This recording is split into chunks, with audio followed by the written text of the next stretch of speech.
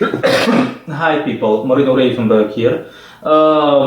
As the header states in this video, I'll be discussing my review of Booking.com, and I'm going to try to keep things as short as possible. For those of you that do not know what Booking.com is, it is a website, as the name already suggests.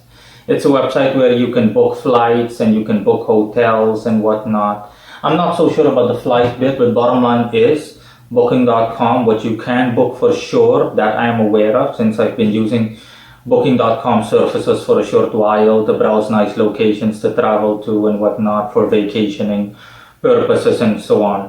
What I am sure of, I'm not so sure about flights. I of course need to check that, but it doesn't matter. Bottom line is Booking.com is a website. It's a company/website. Their office is in the Netherlands, as far as I'm concerned, Amsterdam, and they offer.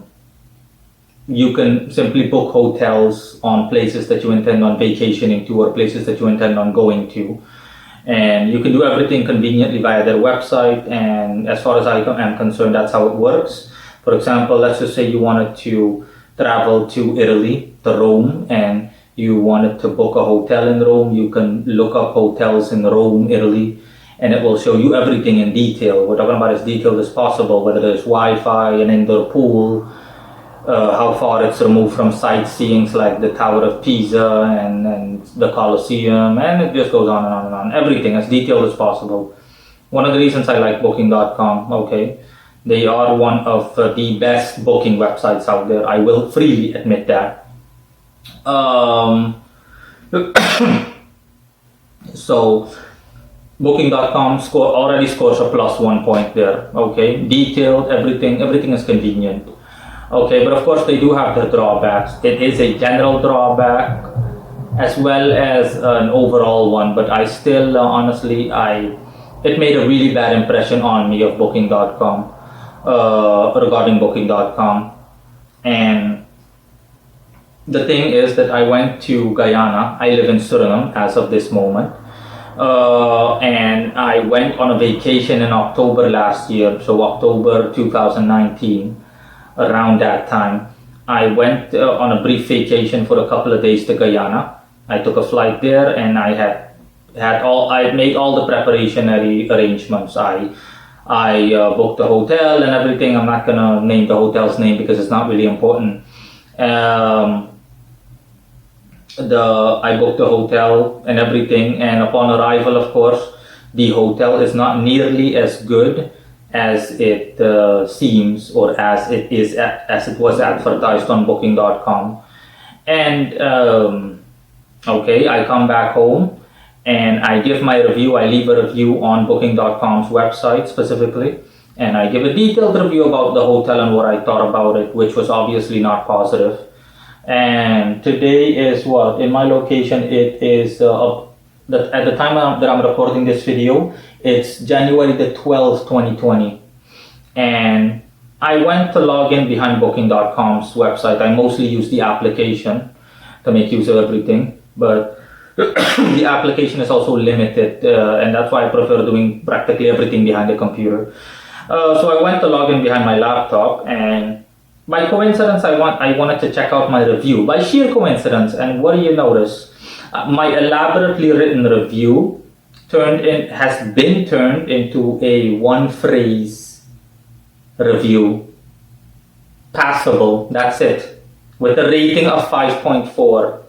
And I thought to myself, what kind of nonsense is this? Because this is just disgusting. And this obviously made a really bad impression on me regarding Booking.com, because as far as I can tell, I know for sure that I did not write passable. I wrote something lengthy, and I pointed out all the hotel shortcomings, and now it's literally just one phrase, passable. It makes no sense whatsoever, and it just makes no sense whatsoever. It's that simple. And I definitely did not give a 5.4 rating as far as I remember.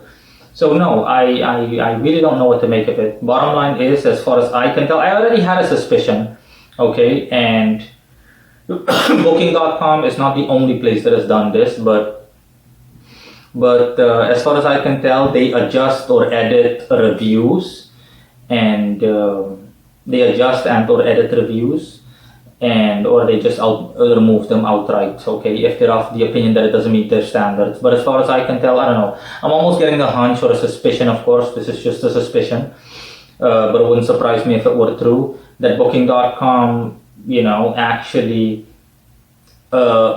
replies or gives in to the requests of properties. For example, the hotel that I stayed at. It's possible that hotel management reached out to Booking.com in relation to my bad review because they saw my bad review and they asked Booking.com to change it. I don't know, maybe in exchange for some kind of payment or small payment or some other gesture, beneficial gesture for Booking.com.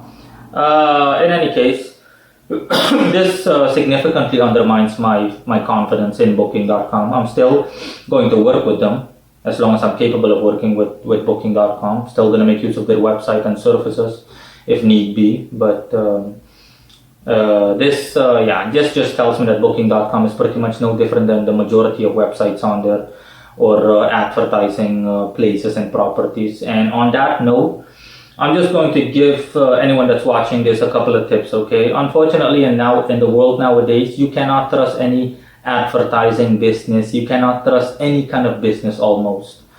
It does a political stance doesn't matter, background does not matter. Okay, all businesses care about is making money, which there's nothing wrong with, of course. The whole purpose of the business is to generate profit. But unfortunately, they go so over the top in their efforts to just get you as a customer because they want your money, to the point where they even resort to shady stuff like this. Nowadays, unfortunately, I have vast experience in this, but I think the average person with a good head on his or her shoulders can come to that conclusion himself or herself. That the majority of businesses do something called false advertising.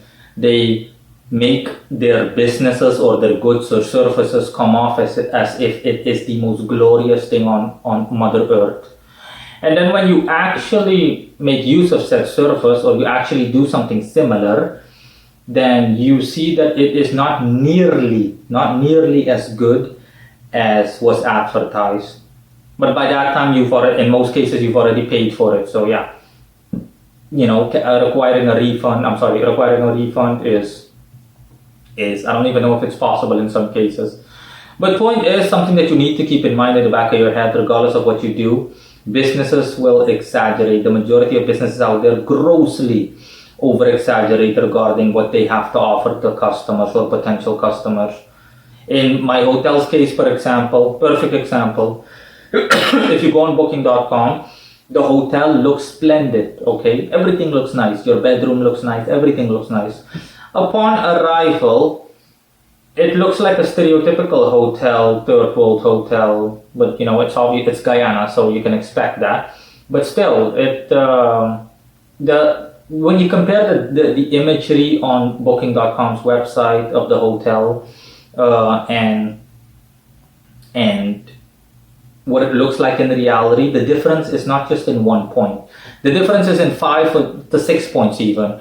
I mean, on here, the hotel looks like a 7. On a scale of 1 to 10, it looks like a 7. On, let's just say, above average, decently above average. In reality, my hotel room looked like a 4. I'm not kidding. An actual 4. And yeah, it's too much to ask these days for businesses to be honest and forthcoming and so on. And that's also why I don't pay, on that note, I also need to say something else. It's also why I don't pay attention to reviews. I'm not gonna lie to you. I pay attention to mostly negative reviews because it's easy for someone to say, hey, this place is great, that place is great. It's easy to even fake those reviews because a lot of businesses, what they do is that they fake reviews. The reviews are either computer generated or system generated. Some system generates it belonging to the company, or the company hires an IT company to generate reviews, you name it, something along those lines. Possibly or potentially, or people are paid to leave reviews, or they're either some buddy system where family members and friends leave good reviews on these websites of the companies. you name it. In any case, it's easy to say something positive. If you specifically elaborate on unique things or things that clearly convey that, hey, you've actually been to that location or you've actually used these surfaces, then that's something else entirely. But anyone can say, oh, the place was great, the place was great, the place was great. None of that matters. None of that even means a single thing. Okay? I pay attention. This is also something that I'm giving people in the way of a word from the wise, if you will, or just general advice on all of these matters. Also, don't trust, like I said, don't trust these kind of reviews. I pay attention specifically to negative reviews because someone will rarely say something negative about you unless they have a personal vendetta to settle with you, or if they've actually made, more often than not, if they've actually used your services, then they have a reason to actually complain, because these people, generally speaking, are fuming and they want some kind of outlet. They want some place where they can vape. They want some place where they can literally just react their aggression and their pent-up frustration off of. Of course, that's not good, really, as far as I can tell, but it doesn't matter. That doesn't take away from the truth and the facts. That's why I am far more likely to believe negative reviews. Like I said, anyone can say, hey, this place is great. It means nothing. 1,000 people can say the place is great. Doesn't mean that the place is great. No, those people are just talking out of their rear ends, bluntly put, or similar. Those people are speaking nonsense. But when someone posts a negative review and the person can really elaborate exactly, for example, in my example, regarding that hotel, I posted a review along the lines of, this has to be one of the worst hotels that I have stayed at. The problem is that it's ridiculously congested outside, even at nighttime, because your hotel is in the central market. It's in a market square, and market squares are always busy, even at 4 a.m. in the morning, which can keep you up if you're someone that sleeps, that's a light sleeper, if you sleep lightly, and if even the smallest of noises awakens you. And other basic accommodations, the hotel room was lacking in certain amenities that were promised or that seemed forthcoming in the advertising on Booking.com, and it just goes on. Bottom line is, my review wasn't just some negative review that the place sucks, it's bad. No. I also don't pay attention to stuff like that. But if someone can give a negative review and can elaborate on it to a ridiculous extent, the person points out everything to the point where you can see that, hey, this person has really visited the place, and the person has no reason to lie, I'm much more inclined to believe that person. I mean, if I see 4 people give those kind of reviews and these people all say the same thing, all of these people say the Wi-Fi was bad, the Wi-Fi was really bad, barely any connection, then I'm going to safely assume that the Wi-Fi really is bad, because one person can just be biased and, for example, is too spoiled and expects too much or expected too much of the Wi-Fi, 2 people, but not 10 people, for example. Now, okay, if a place has a 70% negative review ratio, then it doesn't matter. Even if you take away 30%, that still leaves a good 47%. And not all of those people can be lying. As the saying goes, where there is smoke, there is a good chance that there is fire there, or something similar. In any case, you know what I mean. Where there's smoke, there's usually fire. I think that's how the saying goes. But my point is, as you can tell, that this is the best way to go about dealing with also negative reviews and advertising. The majority of websites you visit nowadays are like this, unfortunately. So I don't want to pay attention to any of that stuff. No pictures, reviews. Pictures just give me a general inclination or indication on what it looks like. Okay, this is what a place is. This is what it looks like. Okay. But I always have the worst case. I always adopt the mentality of the worst case scenario. This way you can't be disappointed. And reviews, like I said, I don't pay attention to reviews. Positive reviews, if someone is really elaborate and the person explains everything, then I can say, okay, this person has really made use of this place or these services, and person seems to check out. Everything is correct, okay? And multiple people say that. That comes along the line of a reliable judgment call. But if someone speaks something negatively, it's the same thing. But if someone says something negatively, then I'm going to pay more attention to that. This person had a bad experience. If the person only gave a rating, or the person only left one sentence, the place was bad, then that also says little. My reaction is going to be my judgmental reaction. Person has a negative review, that the person left a negative rating, but the review doesn't say a lot. But if multiple people give a similar elaborative negative review along the lines of hot water, there is no hot water at the property, the electricity keeps falling out every week or every 2 weeks, then alarm bells are going to start ringing off in my head, and I'm going to say to myself, nah, it's better if I try to find another place, because it's better if I try to find another place, period. I don't want to stay at the place anymore because I'm not going to risk it. That's the proper way, okay, of going, in my opinion, okay, and according to my own knowledge and experience, that's the proper way of going about dealing with reviews. That's the proper way of dealing with reviews and advertising in general. So just don't pay attention to any of that nonsense, and just do what I say, okay? Follow my advice. You don't have to, of course, but follow my advice if you want to.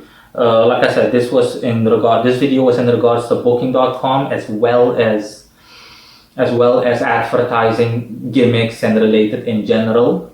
So just follow my advice if you want to come out on top, and if you want to be better off in most cases or in general. Of course, you don't have to. This is literally just advice. You don't have to follow it at all if you don't want to. But just follow my advice and you'll be fine. Thanks in any case, and see you until next time. Bye.